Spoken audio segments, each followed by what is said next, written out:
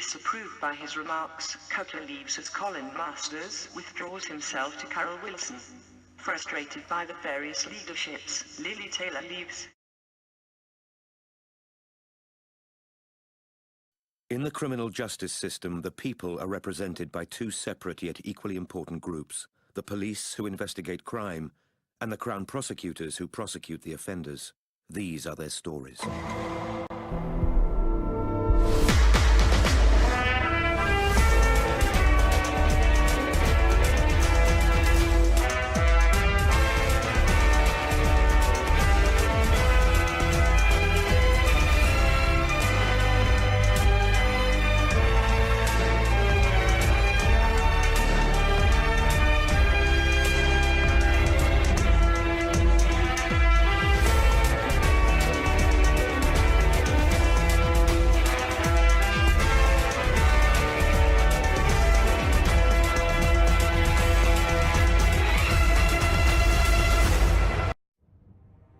On April 15, 1989, a tragedy took place at the Hillsborough Stadium in Sheffield, England, during a football game between Liverpool and Nottingham Forest. Police negligence led to massive overcrowding in the seating pens, which led to a human crush. The crush was so devastating, 96 people lost their lives, and 766 people were reported injured from asphyxiation. Hillsborough Stadium was chosen to host as neutral grounds for the teams. Liverpool fans gathered at the northwest part of the stadium called Leppings Lane, while Nottingham fans entered at the southeast end. Efforts were made to keep the fans from crossing each other's paths, because at the time, there were many hooligans among the fans, and often fights would break out. While this was an attempt at keeping the peace, there were more Liverpool fans than there were Nottingham. Nottingham's side had 29,800 combined capacity and 60 turnstiles for people to enter through.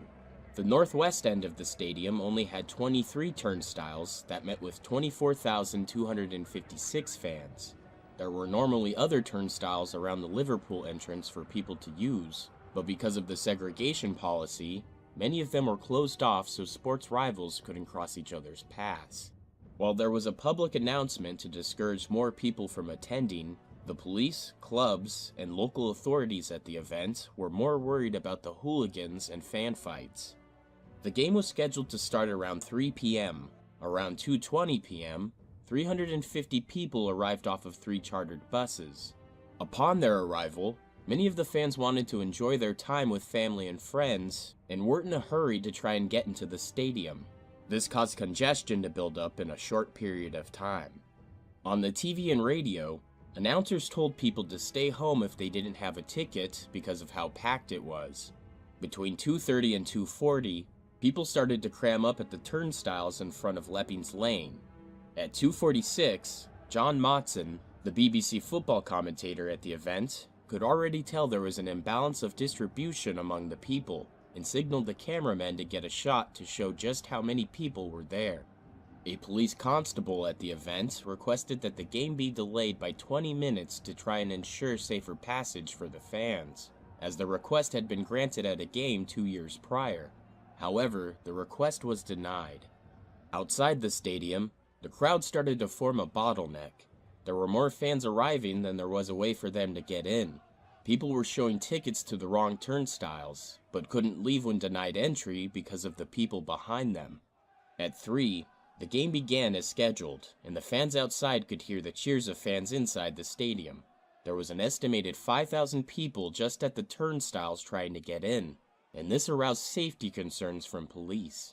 The superintendent that would be in charge of order for this game was David Duckenfield, who had very little experience to no experience in how to keep order and maintain a sold-out stadium crowd. Worried that the crowd was going to pose a major fatality risk, he ordered exit gate C to be opened to relieve the masses. This exit gate was normally used for people departing the stadium, not going in. Then to help relieve pressure, gates A and B were then opened as well. The crowd poured in the pens at free will. No one was even checking ticket stubs at this point. Initially, there was a rush when the fans entered, but it turned into a steadily paced walk. Even at a steady paced walk, the fans began to fill a tunnel that led into the already overcrowded central pens 3 and 4. The rushing crowd had no way of knowing they were being led into an area that didn't have enough room, or what was happening in the front pens. People in the front pens were suddenly rushed from behind and pinned against each other and the barrier that separated the fans from the game on the field.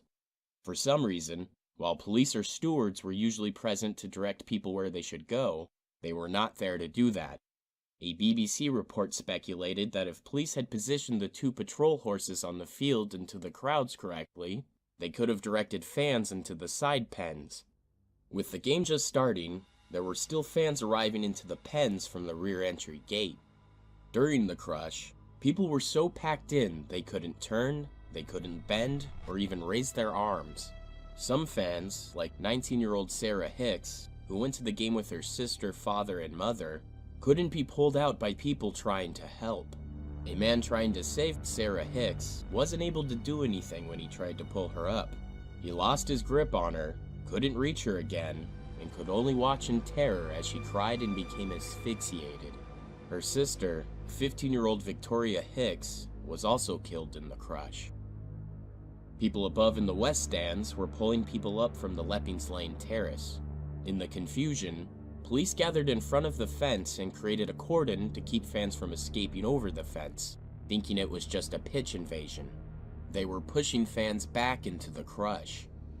At approximately 3:05, a football player kicked a shot that hit the pole of Nottingham's goal barrier. Possibly as a result of the excitement, that very moment there was a surge in Pen 3, and one of the metal crush barriers gave way. This sent people flying over each other, and unfortunately, on top of any injured people who were lying in front of the barrier after managing to escape. South Yorkshire Superintendent Greenwood realized what was happening and quickly told the referee. By the time he noticed, however, fans had already broken open one of the locked gates in the barrier and were fleeing by climbing over the fence.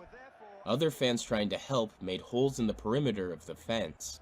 The intensity of the crush broke multiple terraces. The referee called the game and sent the players to their respective locker rooms. Nottingham fans who didn't understand what was going on at the time thought there was a pitch invasion and started whistling their anger at the Liverpool side and chanting for their team to return to the field. Fans were grabbing advertising boards and running them across the field to try and carry victims to the 44 ambulances that were at the Nottingham Forest side, but they were forced back by police. Only one of those ambulances actually made it onto the field. Police prevented the other 43 from entering. 14 of the 96 fatally injured made it to the hospital. People were trying desperately to save others with CPR. While all this was going on, police were still making a cordon 3/4 of the way down the pitch to prevent Liverpool supporters from reaching the opposing supporters. At about 3:13, a grandstand news reporter announced that they finally had an explanation of the events that had unfolded. There's no question now that the problem was caused by non-ticket holders forcing their way through a broken gate at the Leppings Lane end of this ground, and the FA Cup semi-final has been suspended in the most serious fashion. As more of the disaster was observed, and after hearing a few eyewitness accounts, it became more apparent that fans without tickets weren't the cause of the chaos. There were claims against the emergency service, saying they failed to give adequate emergency treatment. The coroner who arrived on the scene, Stephen Popper, said that anybody who had been a victim couldn't be saved after 3:15 because they were already dead, but there were still fatally injured people alive after 3:15. One particular case of this was Kevin Williams. Stadium cameras showed Kevin being pulled out of the crowd at around 3:28. Eyewitnesses Tony O'Keefe and Steve Hart were there to help officers carry Kevin off the pitch, and they said he was still alive. Tony O'Keefe said in an interview, "I've seen people dead before, and I knew that there would have been a color change. His color looked okay. He was pale, but I could see he was alive." For years, police and officials blamed the fans for their own deaths. On March 26, 1991, the inquest returned a verdict of accidental death. Many families were angered by this because they knew it wasn't their loved ones' faults. On April 26, 2016, the families took to court again, and the jury ruled in their favor that the victims were unlawfully killed by police error. When the verdict was announced, The family members standing outside of Coroner's Court in Warrington, England, held hands and sang "You'll Never Walk Alone," a song that Liverpool fans sing before every game. The families finally found some peace after years of cover-ups and lies about the fans being the ones to blame. Later on, David Duckenfield, who was able to retire on medical grounds, still insisted that the spectators opened the gate and were the ones to blame. The Crown Prosecution Service was evaluating if they should press charges in light of new findings. If they did, it would most likely focus on David Duckenfield. The victims who died that day ranged from ages 10 to 69. 38 of the victims were children or teens.